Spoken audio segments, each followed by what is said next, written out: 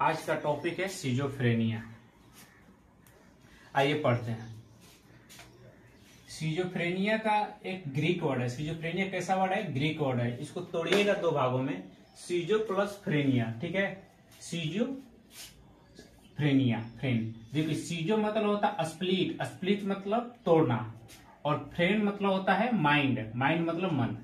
तो देखिए, मतलब स्प्लिट ऑफ माइंड। तो क्या हुआ? सिजोफ्रेनिया मतलब सिजो प्लस फ्रेनिया। सिजो मतलब हो जाएगा आपको स्प्लिट, और फ्रेनिया मतलब हो गया माइंड। तो split of mind is known as schizophrenia. तो सिजोफ्रेनिया क्या है? तो splits of mind is known as schizophrenia. मतलब मन में दरार को ही सिजोफ्रेनिया बोलते हैं। ठीक है, अब देखिए, सिजोफ्रेनिया जो वर्ड है ना, सिजोफ्रेनिया वर्ड ये किसने दिया था? यूजन ब्लीवर ने दिया था। ठीक है, 1911 में दिया था। तो सिजोफ्रेनिया वर्ड कौन दिया था? यूजन ब्लीवर ने दिया था 1911 में। ठीक है, कुछ बुक में मैंने देखा था 1908 में लिखा हुआ, लेकिन आप इंटरनेट पे देखिएगा 1911 ही दिया हुआ। ठीक है, 1911। देखिए, सिजोफ्रेनिया का डेफिनेशन आप लिख सकते हैं। डेफिनेशन इसका, schizophrenia is characterised by severe disturbance in behaviour, emotion and thinking. तो सिजोफ्रेनिया क्या है? Schizophrenia is characterised by severe disturbance किस में? बिहेवियर में, इमोशन में एंड थिंकिंग में। तो सिजोफ्रेनिया में क्या होता है? डिस्टर्बेंस हो जाता है। कैसा डिस्टर्बेंस? Severe disturbance. ठीक है, किस में होता है? बिहेवियर में हो जाता है, इमोशन में हो जाता है, थिंकिंग में हो जाता है। ठीक है, एक और इसका डिफिनीशन देख लीजिए। Schizophrenia is psychotic condition characterised by disturbance in thinking, emotion, volition. Volition मतलब होता है इच्छा शक्ति, faculties in the presence of clear consciousness which usually leads to the social withdrawal। मतलब सिजोफ्रेनिया क्या आता है कि सीवियर डिस्टर्बेंस हो जाता है किसमें? बिहेवियर में, इमोशन में, थिंकिंग में, वोल्यूशन मतलब इच्छा शक्ति। ठीक है, और इसमें क्या होता है कि सिजोफ्रेनिया में सोशल विथड्रॉवल होने लगता है, मतलब समाज से आदमी दूर जाने लगता है। ठीक है, सोशल विथड्रॉवल होता है इसमें।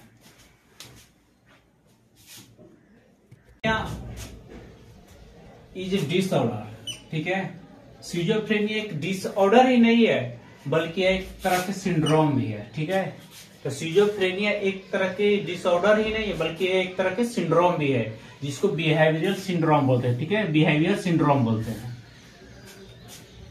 सिजोफ्रेनिया को पहले, मतलब सिजोफ्रेनिया का नाम कब दिया गया था? 1911 में ना, देखिए 1911 में इसको नाम दिया गया था सिजोफ्रेनिया। ठीक है, इधर लिखते हैं। सिजोफ्रेनिया का वर्ड 1911 में दिया गया था। ठीक है, तो इससे पहले सिजोफ्रेनिया को डिमेंशिया प्रिकॉक्स के नाम से जाना जाता था। किस नाम से जाना जाता था? डिमेंशिया प्रिकॉक्स। डिमेंशिया प्रिकॉक्स का कंसेप्ट किसने दिया था? इमिल क्रिपलिन दिया था। ठीक है, इमिल क्रिपलिन दिए थे। तो इससे पूछा जाएगा कि डिमेंशिया प्रिकॉस जो होता है, मतलब किसका नाम था? तो सिजोफ्रेनिया का ही नाम है, बस पहले वाला नाम था। ठीक है, तो सबसे पहले डिमेंशिया प्रिकॉस नाम था इसका। तो सिजोफ्रेनिया का पहले नाम क्या था? डिमेंशिया प्रिकॉक्स। और एक टर्म में एक कंसेप्ट किसने दिया था? एक कंसेप्ट दिया था इमिल क्रिपलिन ने। ठीक है, इमिल क्रिपलिन कितने दिए में? 1896 में दिए थे। ठीक है, अब इसका एपिडेमियोलॉजी देखते हैं।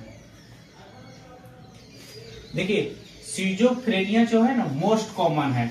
ठीक है, of all psychiatric disorder. Schizophrenia most common of all psychiatric disorder. जितने भी साइकेट्रिक डिसऑर्डर है ना, उस साइकेट्रिक डिसऑर्डर में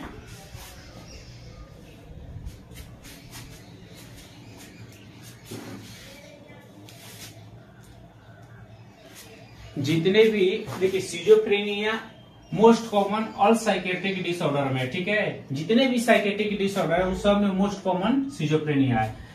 about 15% of new admission in mental hospital are schizophrenic patient. देखिए, मेंटल हॉस्पिटल में अगर नया एडमिशन होता है ना किसी भी मतलब साइकेट्रिक के पेशेंटों को, तो इसमें 15% नया एडमिशन जो होता है वो सिजोफ्रेनिक पेशेंट ही होता है। ठीक है, मेंटल हॉस्पिटल में न्यू पेशेंट जो आते हैं तो उसमें 15% सिजोफ्रेनिक पेशेंट ही रहता है। ठीक है, it has been estimated that patient diagnosed as having schizophrenia occupy 15% of all mental hospital bed. देखिए, जब तक सिजोफ्रेनिया पेशेंट को जब तक हम लोग इलाज करेंगे, उसका डायग्नोसिस करेंगे, ठीक है, डायग्नोस्ट होगा, तब तक से क्या होता है कि पूरा जो बेड है ना मेंटल हॉस्पिटल का बेड, वो 50% सिजोफ्रेनिया पेशेंट से ही भर जाता है। मतलब ऐसे मानिए कि जब तक कि पूरा नए पेशेंट आएंगे तो उन लोग का डायग्नोस होते होते होते ऐसा होता है कि 50% मेंटल हॉस्पिटल बेड भर जाता है। तो वही बोला, it has been estimated that patient diagnosed as having schizophrenia occupy 50% of all mental hospital bed. About 3 to 5 per 100 in every community suffer from schizophrenia. देखिए, प्रत्येक 1000 मतलब 1000 में 3 से 5 मतलब हर कम्युनिटी में आपको सिजोफ्रेनिया से पीड़ित मिल जाएंगे।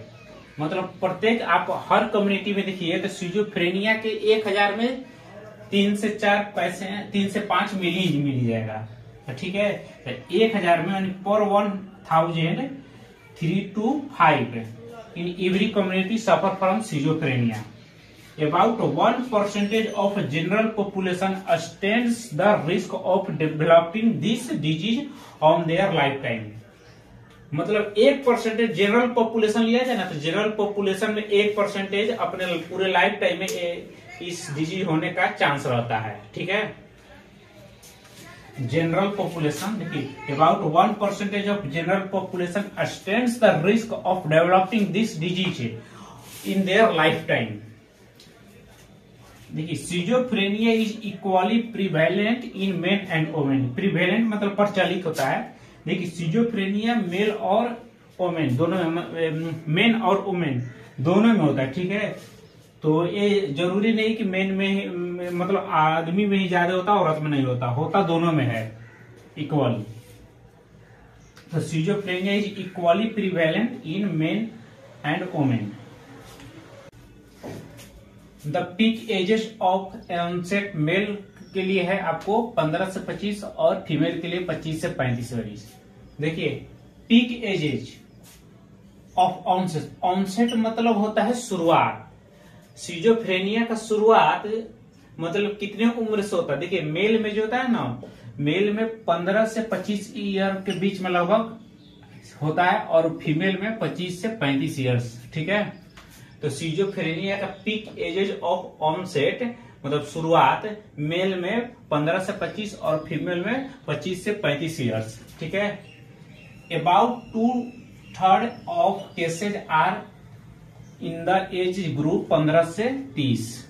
देखिए, अबाउट 2/3 मतलब 2/3 जो होता है केसेज होता है ना 15 से 30 वर्ष के बीच में ही होता है। ठीक है, ये तो आपको हुआ कि पीक एज 15 से 25 मेल में और 25 से 35 फीमेल में। लेकिन आपको पूछेगा कि मतलब 2/3 केसेज मतलब 2/3 केसेज जो होता है 15 से 30 वर्ष के एज में ही होता है। This disease is more common in the lower socio economic group. देखिए,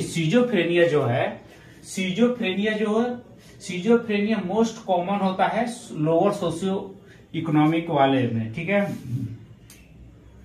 जिसका वार्षिक आय मतलब जिसका आय कम हो उस एज मतलब उस ग्रुप वाले में ज्यादा होता है। तो this disease is more common in lower socio economic group है। अब देखिए, sign and symptom of schizophrenia देखते हैं। सिजोफ्रेनिया का साइन एंड सिम्टम में देखिए, पहला आता है प्राइमरी सिम्टम्स को ही हम लोग फंडामेंटल सिम्टम्स बोलते हैं और इसी को फोरल सिम्टम्स बोलते हैं। और देखिए, प्राइमरी सिम्टम्स को छोड़ के जितने भी सिम्टम्स होते हैं उन सबको सेकेंडरी सिम्टम्स बोला जाता है। ठीक है, तो प्राइमरी सिम्टम्स को और क्या बोलते हैं, प्राइमरी सिम्टम्स को हम लोग फंडामेंटल सिम्टम्स बोलते हैं और इसी को फोरेस्ट सिम्टम्स बोलते हैं। ठीक है, देखिए फोरेस्ट सिम्टम्स का कौन दिया था, यूजन बिलीवर दिए थे। ठीक है, फोरेस्ट सिम्टम्स कौन दिए थे, यूजन बिलीवर।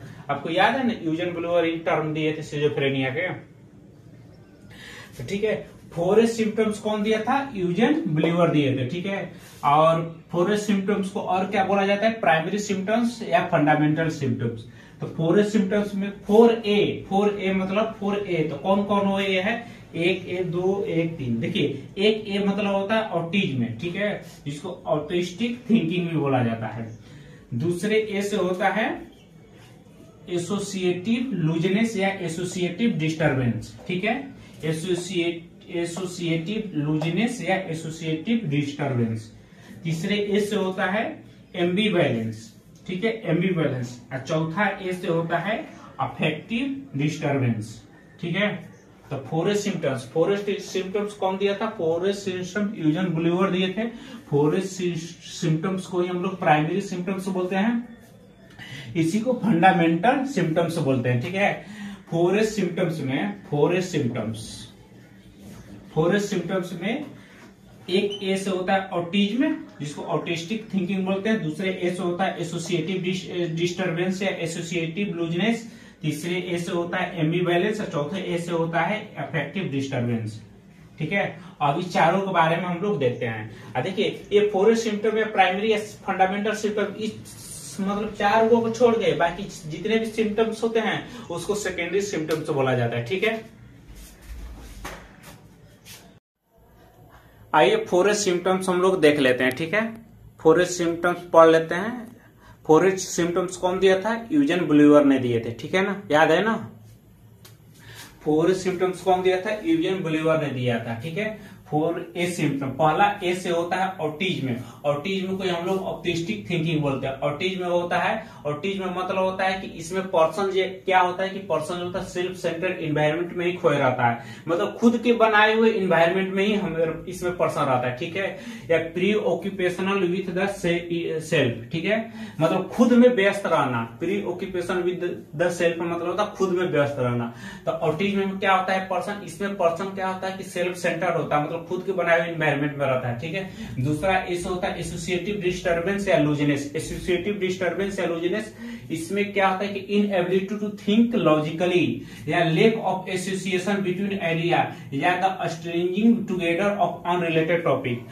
देखिए अफेक्टिव एसोसिएटिव डिस्टरबेंस या लूजनेस में क्या होता है कि व्यक्ति कहीं का बात कहीं से ही स्टार्ट कर देता है, मतलब आइडियाज को ये लोग 2 आइडियाज को एक साथ मिक्स कर देता है। ठीक है, मतलब the stringing together of unrelated topic, unrelated topic को एक साथ बांध देता है। स्ट्रिंजिंग मतलब होता है बांधना है, यानी अनरिलेटेड टॉपिक को एक साथ बांध देता है। Lake of association between ideas, ideas वो इन लोग को होता है ना कि किसी का आइडियाज किसी में जोड़ देता है। ठीक है, इनएबिलिटी टू थिंक लॉजिकली, मतलब लॉजिकली सोचने में इनएबिलिटी होता है, मतलब असमर्थ होते हैं लॉजिकली सोचने के लिए। ठीक है, तीसरा होता है एम्बिवैलेंस।